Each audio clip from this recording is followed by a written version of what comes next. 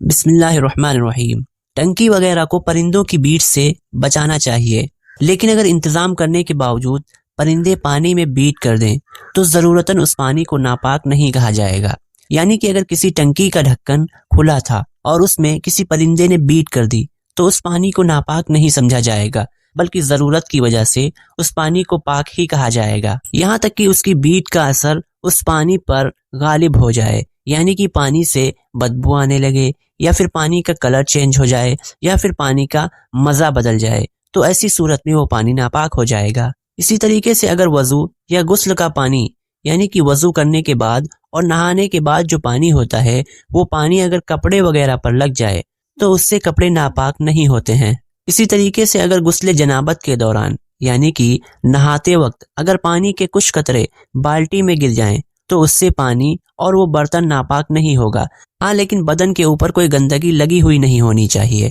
لیکن اگر نہاتے وقت کافی زیادہ پانی بہہ کر بالٹی میں چلا جائے تو پھر وہ پانی نہانے کے قابل نہیں رہ جائے گا۔ اسی طریقے سے برسات کے زمانے میں راستوں کی چھینٹیں کپڑوں پر لگ جاتی ہیں، ان کے بارے میں مسئلہ یہ ہے کہ اگر کوئی ایسا ہو جس کو ضرورت کی وجہ سے بار بار ایسے کیچڑ والے راستے پر جانا پڑتا ہے اور اس کے لیے ہر مرتبہ کپڑوں کو دھلنا بہت مشکل ہے، تو ایسے آدمی کے حق میں ضرورت کی وجہ سے راستے کی چھینٹیں معاف ہیں، چاہے وہ زیادہ ہی کیوں نہ ہوں۔ یعنی کہ اگر زیادہ چھینٹیں بھی اس کے کپڑوں پر لگ جائیں گی تو وہ بھی معاف ہوں گی، اور انہی کپڑوں کے ساتھ اگر وہ نماز پڑھ لے گا تو اس کی نماز درست ہو جائے گی۔ لیکن اگر کوئی ایسا ہے جس کو بار بار ایسے راستوں پر جانے کی کوئی ضرورت نہیں ہوتی ہے اور وہ ان چھینٹوں سے بچ سکتا ہے، تو اس کے لیے تھوڑی بہت چھینٹیں تو معاف ہوں گی، یعنی کہ اس کو چھینٹوں سے بچنا ہوگا، لیکن تھوڑی بہت چھینٹیں اگر پڑ جائیں گی تو وہ معاف ہوں گی۔ لیکن اگر بہت زیادہ چھینٹیں پڑ جائیں گی تو پھر اس کو معاف قرار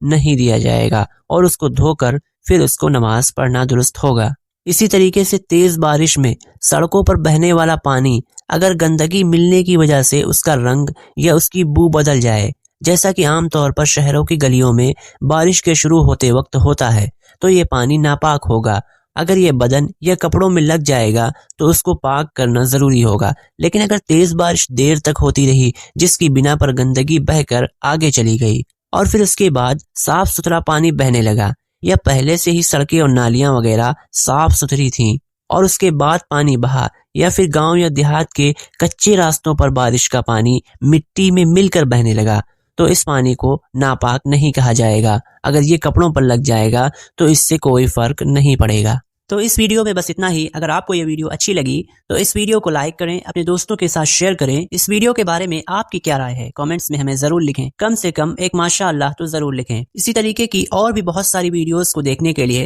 اور اپنی دینی زندگی کو خوبصورت اور بہترین بنانے کے لیے ہمارے اس چینل کو سبسکرائب کریں۔